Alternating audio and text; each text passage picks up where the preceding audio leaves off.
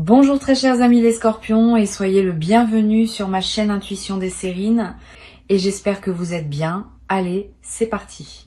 Le mot miracle a été usé par tant d'usages superficiels qu'on en a presque oublié sa signification réelle. On dit miracle pour parler d'un soleil qui se montre après plusieurs jours de pluie, pour parler d'un bus qui arrive juste à l'heure, pour parler d'un enfant qui s'endort sans pleurer. Toutes ces réalités sont précieuses, mais ce ne sont pas des miracles au sens fort du terme. Le miracle véritable, c'est autre chose. C'est quand quelque chose se produit qui n'aurait pas dû se produire selon les lois apparentes qui régissent notre vie quotidienne. Quand une porte s'ouvre là où il n'y avait pas de porte. Quand une solution apparaît dans une situation qui semblait sans issue. Quand une rencontre se produit alors que toutes les probabilités étaient contre elle. C'est de cette catégorie-là que je veux te parler. Et c'est un miracle de cette qualité qui s'apprête à entrer dans ta vie. Avant d'aller plus loin, je veux te transmettre une compréhension importante. Les miracles véritables ne sont pas des accidents dans le tissu du réel. Ils ne sont pas des erreurs du système. Ils sont au contraire l'expression la plus précise du système lui-même, quand celui-ci fonctionne dans toute sa profondeur. Notre vie quotidienne nous habitue à un fonctionnement de surface, où les choses suivent les chemins prévisibles. Mais sous cette surface, il y a un fonctionnement plus profond, où des dynamiques moins visibles peuvent produire des résultats qui semblent surnaturels au regard des lois de surface. Les miracles sont l'irruption ponctuelle de ce fonctionnement plus profond dans notre quotidien. Ils ne contredisent pas la réalité. Ils la révèlent dans sa dimension la plus complète.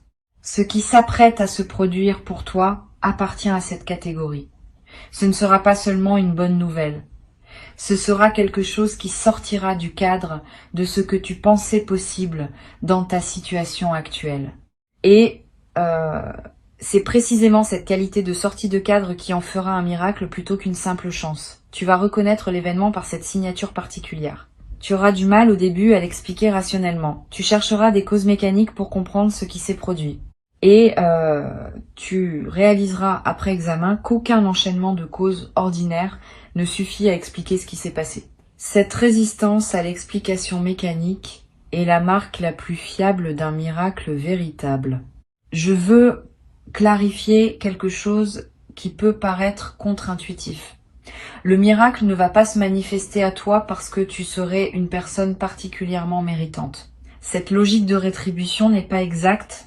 Le miracle va se manifester parce que tu as cultivé, à travers ton parcours, une certaine qualité d'ouverture qui rend possible la réception d'un événement de cette nature.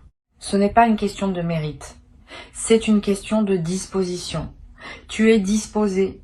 C'est à dire que ton système intérieur a atteint une qualité de réceptivité suffisante pour qu'un événement non ordinaire puisse y trouver un terrain d'accueil. Sans cette réceptivité préalable, le miracle, même s'il se manifestait extérieurement, ne s'enracinerait pas en toi. Il glisserait sur la surface de ta vie sans la transformer. Ici, sur Intuition des Sirènes, je veux te transmettre quelque chose qui va t'aider à reconnaître le miracle quand il se présentera. Les miracles ont une signature subtile dans le corps de celui qui les reçoit. Au moment où l'événement miraculeux se produit, tu vas ressentir une forme de vertige, bref. Un instant de suspension où le temps semble s'arrêter. Une chaleur qui se diffuse dans la poitrine. Des larmes qui peuvent monter sans cause apparente. Tous ces signaux corporels ne sont pas des coïncidences. Ils sont la manière dont ton corps capte le caractère extraordinaire de ce qui se passe, avant même que ton mental n'ait pu le formuler en mots. Apprends à faire confiance à ces signaux corporels. Ils sont plus rapides et plus fiables que les analyses que tu pourrais faire après coup. Je veux te parler de ce qui se passe juste avant qu'un miracle se manifeste. Souvent, il y a une période de calme inhabituelle qui précède immédiatement l'événement, comme si le monde s'apaisait pour préparer le passage de ce qui va arriver. Tu vas peut-être ressentir dans les heures ou les jours qui précèdent une qualité de tranquillité qui te paraîtra étrangère à ta situation ordinaire. Si tu remarques cette tranquillité préalable, n'essaye pas de la dissiper en remplissant ton temps d'activité. Habite-la. C'est dans cette qualité de calme que la manifestation peut trouver son moment. Tu vas être également avoir, dans cette période préparatoire, des intuitions qui te traversent sans que tu puisses les justifier. Une certitude tranquille que quelque chose va se passer.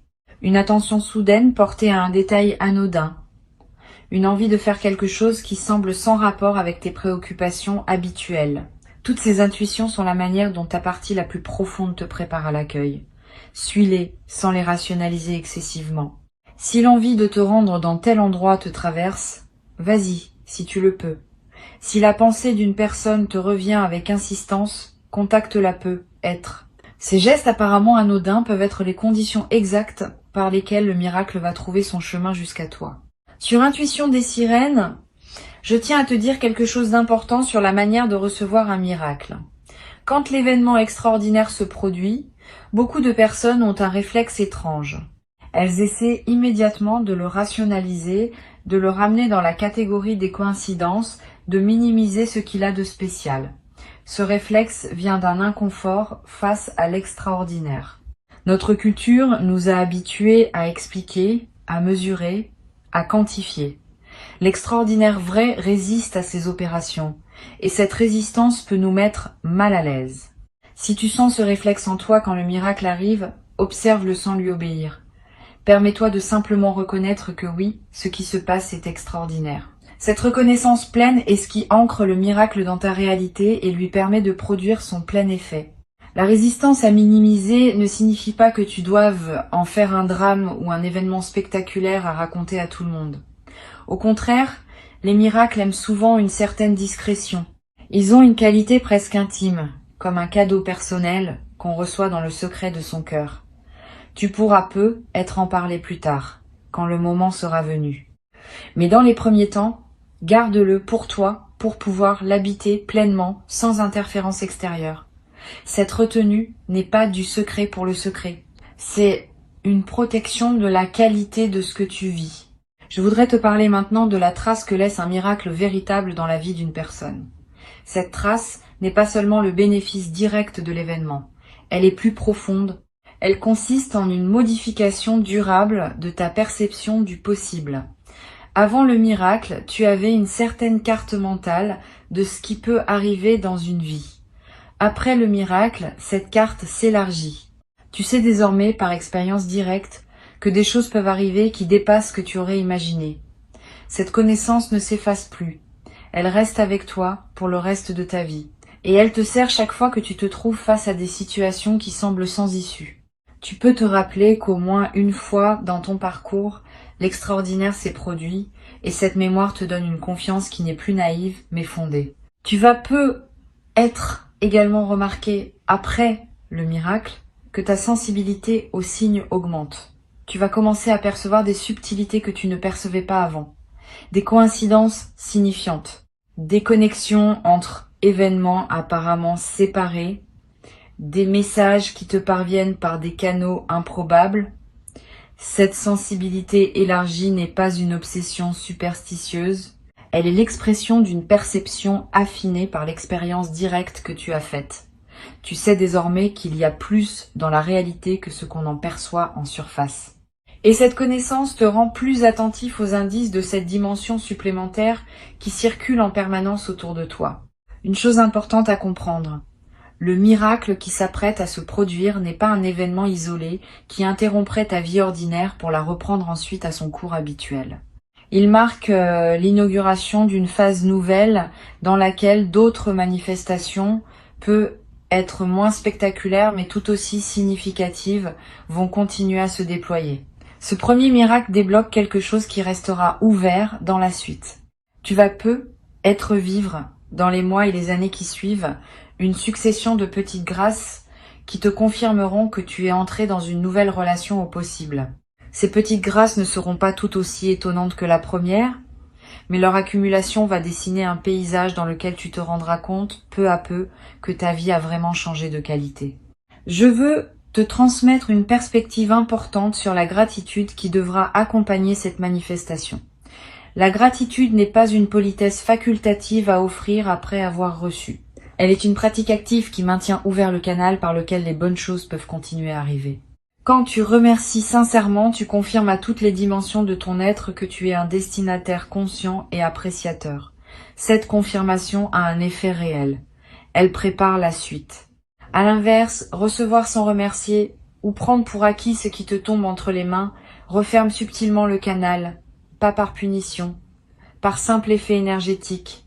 Un canal qui n'est pas honoré se ferme parce qu'il n'est plus reconnu comme canal. Cultive donc la gratitude consciente sans en faire un rituel artificiel. Une simple reconnaissance sincère à l'intérieur de toi suffit à maintenir le canal ouvert. Tu vas peut-être te demander, après le miracle, comment continuer à vivre normalement après une expérience aussi extraordinaire. Cette question est compréhensible, mais elle suppose à tort que l'ordinaire et l'extraordinaire sont des catégories étanches. En réalité, après un miracle bien intégré, tu vas découvrir que l'ordinaire n'est plus le même qu'avant. Il est imprégné d'une qualité nouvelle qui le rend précieux d'une manière qu'il n'avait pas auparavant. Tu n'as pas besoin de chercher à reproduire l'intensité du moment miraculeux. Tu peux simplement laisser cette intensité diffuser dans tes journées ordinaires, transformant subtilement la qualité de chaque moment. Cette diffusion progressive est l'un des cadeaux les plus précieux des miracles bien reçus. Sur Intuition des sirènes, je tiens à insister sur le fait que tu n'as pas à craindre que le miracle te transforme en une personne déconnectée des réalités ordinaires. Au contraire, les personnes qui ont vécu un véritable miracle deviennent souvent plus présentes au quotidien, plus attentives aux détails, plus sensibles à la beauté des choses simples. Cette présence accrue est l'effet d'une perception élargie. Quand on a touché à quelque chose qui dépasse l'ordinaire, on commence à voir l'ordinaire avec une qualité nouvelle. Le café du matin a un goût différent. Le visage d'un proche est regardé avec plus d'attention. Les conversations banales prennent une saveur particulière. Cette transfiguration du quotidien est l'un des effets les plus durables des miracles véritables. Je voudrais te parler d'une chose subtile concernant la communication du miracle. Tu vas peut-être avoir l'envie à un moment de partager ce que tu as vécu avec une personne précise. Cette envie est saine, mais elle demande un peu de discernement. Toutes les personnes ne sont pas équipées pour recevoir le récit d'un miracle. Certaines vont être touchées et réjouies. D'autres vont être déstabilisées et chercheront à minimiser pour retrouver leur confort. D'autres encore vont projeter leur propre frustration et réagiront avec une jalousie ou une amertume qui pourrait gâcher ton expérience. Réserve donc ton récit aux personnes capables de recevoir avec ouverture. Une seule oreille bienveillante vaut mieux que plusieurs oreilles fermées. Et même avec la bonne personne, choisis tes mots avec soin. Le miracle n'a pas besoin d'être démontré ou prouvé. Il peut simplement être nommé dans la simplicité de ce qui s'est passé. Tu vas peut-être également ressentir dans les jours qui suivent le besoin de marquer symboliquement ce qui s'est produit, un objet acheté pour te le rappeler, une note écrite pour fixer l'expérience, un geste posé qui dit symboliquement que tu reconnais la grâce reçue. Ces gestes de marquage ne sont pas accessoires. Ils ancrent l'événement dans ta réalité concrète et créent des points de référence auxquels tu pourras revenir mentalement. Plus tard, dans des moments où tu auras besoin de te rappeler que des choses extraordinaires peuvent arriver, ces marqueurs te serviront de porte vers la mémoire vive de ce que tu as vécu. Une dimension importante à laquelle tu peux être attentif concerne la manière dont le miracle va modifier ta perception de ton propre passé. Tu vas peut-être commencer à relire mentalement certains épisodes de ta vie sous un nouveau jour. Des moments qui semblaient absurdes vont prendre du sens. Des détours apparemment inutiles vont apparaître comme des préparations nécessaires.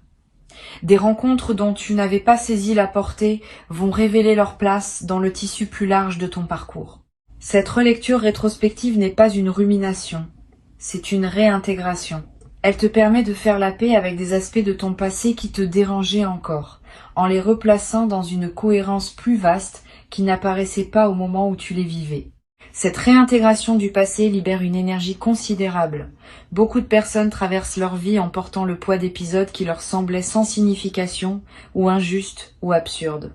Quand un miracle survient et qu'il révèle une cohérence plus large, ces épisodes anciens reprennent leur place dans une trame qui leur donne sens.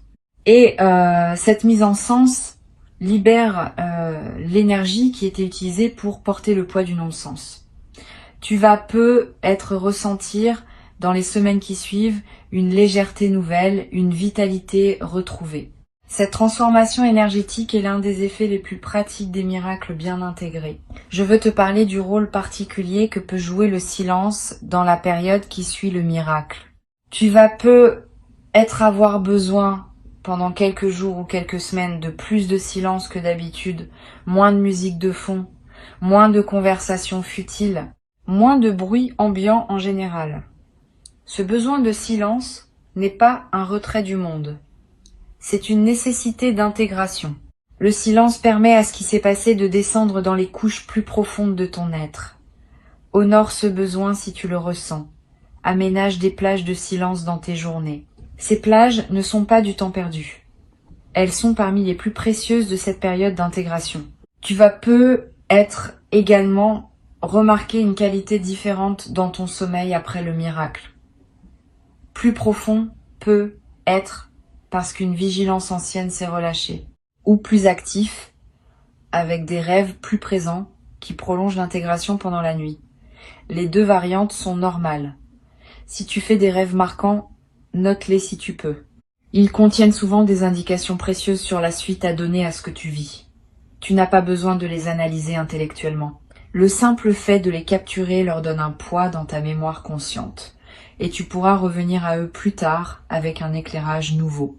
Une chose précieuse que tu vas développer après cette traversée est une nouvelle qualité de confiance dans la vie. Pas une confiance naïve qui ignore les difficultés. Une confiance fondée sur l'expérience directe que tu as faite.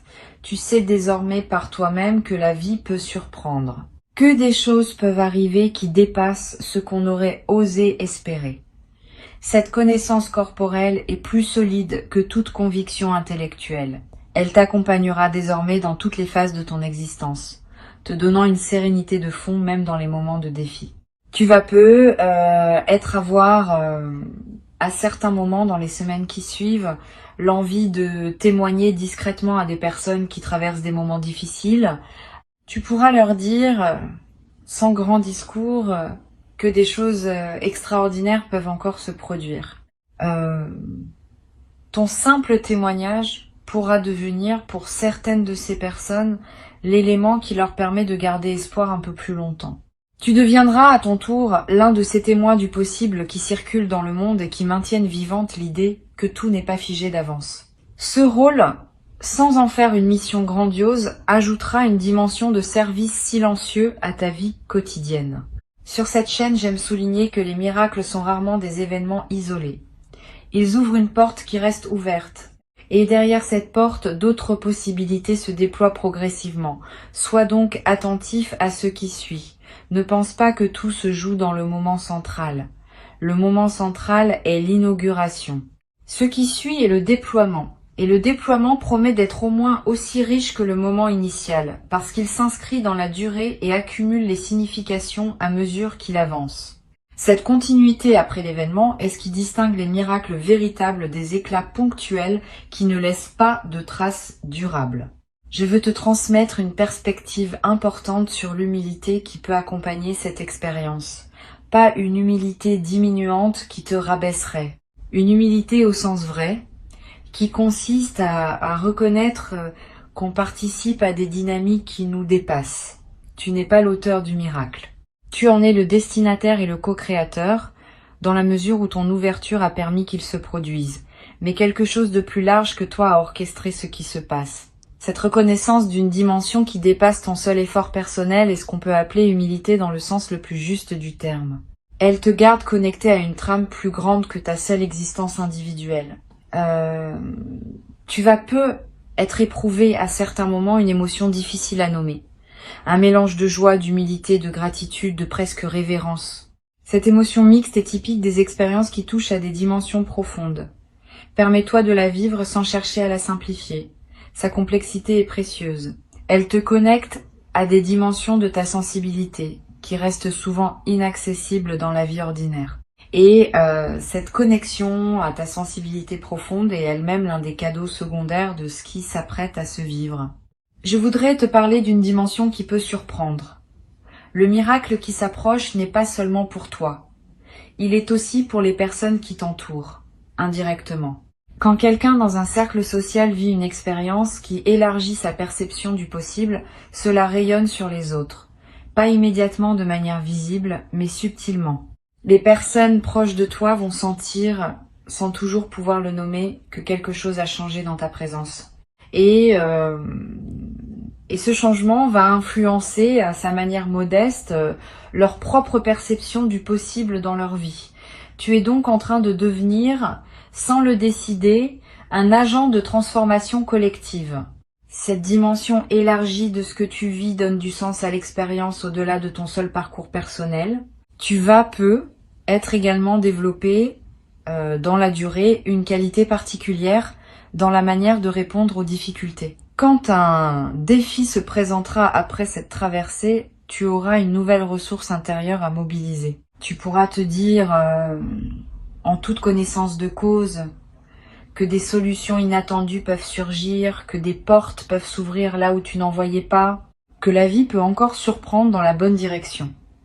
Cette confiance fondée sur l'expérience te donnera une élasticité nouvelle face aux épreuves. Tu cesseras de te crisper dès qu'une difficulté apparaît. Tu pourras la traverser avec plus de souplesse en sachant que des ressources existent, parfois invisibles, qui peuvent se manifester quand le moment juste arrive. Pour conclure cette transmission, je veux te dire que ce qui s'apprête à se produire pour toi est précieux et que tu mérites pleinement de le recevoir. Avant de te quitter pleinement, je voudrais te transmettre encore plusieurs perspectives qui peuvent enrichir ta préparation à recevoir ce miracle. La première concerne la qualité particulière du regard que tu vas développer après cette expérience. Tu vas regarder le monde différemment, pas avec naïveté excessive qui verrait des miracles partout, avec une attention plus fine qui repère les petits signes de la présence active de l'extraordinaire dans le quotidien. Cette qualité de regard est elle-même un cadeau durable. Elle transforme la manière dont tu habites tes journées. Tu cesses de fonctionner en mode automatique. Tu commences à voir vraiment ce qui t'entoure, avec ses dimensions visibles et ses dimensions plus subtiles. Cette perception élargie est l'un des effets les plus précieux des miracles bien intégrés. Une deuxième perspective importante. Le miracle qui s'approche va également affecter ta capacité à recevoir d'autres formes de grâce dans ta vie. Quand un canal s'ouvre par lequel l'extraordinaire peut passer, ce canal reste ouvert pour d'autres manifestations. Tu vas être remarqué dans les semaines et les mois qui suivent que des choses bonnes se présentent à toi avec une fréquence inhabituelle, une opportunité qui se manifeste juste au bon moment, une rencontre fortuite qui s'avère significative, une information qui te parvient juste quand tu en avais besoin. Cette accumulation de petites grâces est l'effet en cascade du premier miracle. Elles ne sont pas toutes aussi spectaculaires que l'événement initial, mais leur accumulation transforme la qualité globale de ta vie. Tu vas être également découvrir, à travers cette traversée, une nouvelle relation à la prière ou à l'intention silencieuse, pas nécessairement religieuse au sens traditionnel. Plutôt une pratique simple qui consiste à formuler intérieurement, sans parole solennelle, ce que tu désires voir se manifester dans ta vie. Cette formulation intérieure n'est pas une magie. C'est une mise en alignement consciente. Elle confirme à toutes les dimensions de ton être quelle direction tu choisis. Et cette confirmation aide à orienter ce qui se manifeste. Beaucoup de personnes traversent leur vie sans jamais formuler clairement ce qu'elles veulent, et leurs souhaits restent flous, donc difficiles à actualiser. Tu vas être commencé à pratiquer cette formulation claire, et tu vas observer que ce que tu formules avec sincérité a tendance à se manifester avec une fréquence plus grande que ce que tu laisses dans le flou. Tu vas remarquer également une transformation dans ton rapport au temps après cette expérience. Le temps ne sera plus tout à fait le même qu'avant. Avant tu vivais dans un certain défilement linéaire, où le passé pesait, où l'avenir préoccupait, où le présent se trouvait souvent négligé. Après, le présent va prendre une qualité différente. Tu vas vivre davantage dans le moment qui s'écoule, parce que tu auras compris, par expérience, que c'est dans le présent que les choses extraordinaires se manifestent. Cette nouvelle relation au présent est l'une des transformations les plus précieuses que peut apporter une expérience miraculeuse bien intégrée. Sur cette chaîne, j'observe que les personnes qui ont vécu un véritable miracle développent souvent une nouvelle qualité d'humour, pas un humour cynique. Un humour léger qui reconnaît les paradoxes savoureux de l'existence. Quand on a touché à quelque chose qui dépasse les explications mécaniques ordinaires, on peut sourire de la manière dont on prenait certaines choses trop au sérieux auparavant. Cet humour n'est pas une moquerie, c'est une légèreté retrouvée. Il rend la vie quotidienne plus agréable, à toi-même et à ceux qui te côtoient. Cette qualité d'humour léger est l'un des cadeaux secondaires les plus appréciables.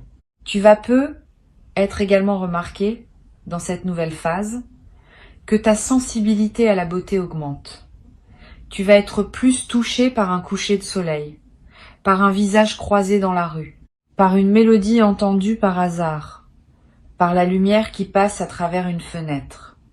Cette sensibilité accrue à la beauté est l'expression du fait que ta présence à la vie s'intensifie. Et la beauté, à son tour, te nourrit d'une manière qu'elle ne te nourrissait pas avant. Tu vas découvrir que la beauté est partout, dans les détails les plus modestes du quotidien, et qu'il suffit d'avoir développé la qualité de regard pour la voir. Ce développement de ta capacité à voir la beauté est l'un des cadeaux les plus durables qui dépassent largement le bénéfice direct du miracle initial. Une chose précieuse que je veux te transmettre. Après cette expérience, tu auras une nouvelle ressource pour les moments difficiles. Quand quelque chose te paraîtra sans issue, tu pourras revenir mentalement à l'expérience que tu as vécue et te rappeler que tu as déjà été surpris une fois par ce que la vie pouvait offrir. Cette mémoire fonctionnera comme une boussole intérieure dans les moments d'épreuve. Elle te dira sans parole que des solutions inattendues peuvent encore se présenter, que des portes peuvent encore s'ouvrir, que tout n'est pas joué d'avance. Cette boussole te servira pour le reste de ta vie. Elle est l'un des bénéfices les plus discrets, mais les plus essentiels de ce qui s'apprête à se vivre. Je voudrais te parler également de la responsabilité douce qui accompagne le fait d'avoir reçu un miracle. Quand on est destinataire d'une grâce, on devient en quelque sorte porteur d'une lumière qu'il s'agit de ne pas éteindre par négligence. Cette responsabilité ne te demande pas grand-chose. Elle te demande simplement de ne pas oublier ce qui t'a été donné, de ne pas le minimiser au fil du temps, de ne pas le rationaliser après coup pour le ramener dans la catégorie de l'ordinaire. Cette fidélité à la mémoire de ce qui a été vécu est le minimum que demande la grâce reçue. Et cette fidélité, en retour, maintient en toi la qualité d'ouverture qui rend possible la suite. Tu vas peu avoir à un moment l'envie de marquer ce qui s'est passé par un acte symbolique. Tu peux planter quelque chose dans un jardin si tu en as un. Tu peux faire un don modeste à une cause qui te tient à cœur. Tu peux écrire une lettre à toi-même que tu ouvriras dans plusieurs années. Ces actes symboliques inscrivent l'expérience dans la trame concrète de ta vie. Ils créent des points de référence durables. Et ils confirment à toi-même que tu reconnais l'importance de ce qui s'est produit. Cette pratique de marquer les moments importants par des actes symboliques est l'une des plus simples et des plus efficaces pour intégrer durablement ce qu'on a vécu. Une dernière dimension à laquelle je tiens. Le miracle qui arrive pour toi peut être aussi un sens qui te dépasse, qui s'inscrit dans une trame plus large que ta seule existence individuelle.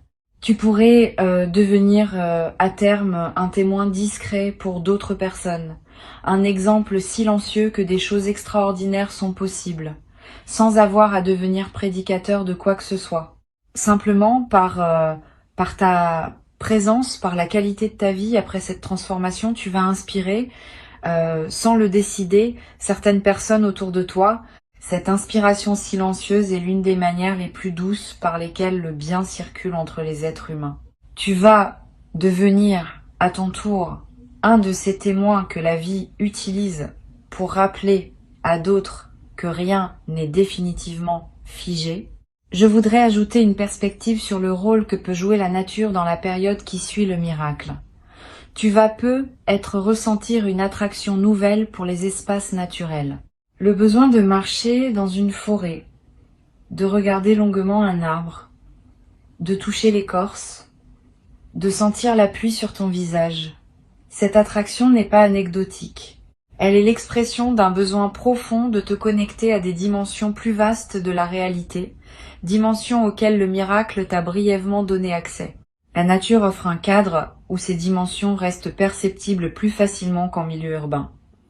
Suis cette attraction quand elle se présente. Donne-toi des moments dans la nature, même brefs. Ils vont consolider ce qui s'est ouvert en toi. Ne te questionne pas sur cette dignité quand le moment viendra. Reçois simplement, avec la qualité de présence que tu as construite à travers tout ton parcours. Cette qualité de présence est ce qui te permet d'accueillir l'extraordinaire sans le déformer par tes anciens automatismes. Et cette qualité d'accueil est ce qui transforme un événement, même miraculeux, en bascule véritable dans ta vie. Tu es prêt. Le miracle est en chemin. Il porte exactement ce dont ta vie avait besoin pour entrer dans sa nouvelle phase. Reste ouvert. Reste attentif. Et quand tu le verras se manifester, tu sauras que oui, c'est cela. Et cette reconnaissance immédiate sera elle-même le premier acte de ta nouvelle relation à un possible que tu n'avais peu. Être jamais cru pouvoir habiter dans ta propre existence. Garde ces mots avec toi pour les jours qui viennent. Reviens-y si tu en sens le besoin. Et avance avec confiance dans la direction de ce qui se prépare maintenant pour toi.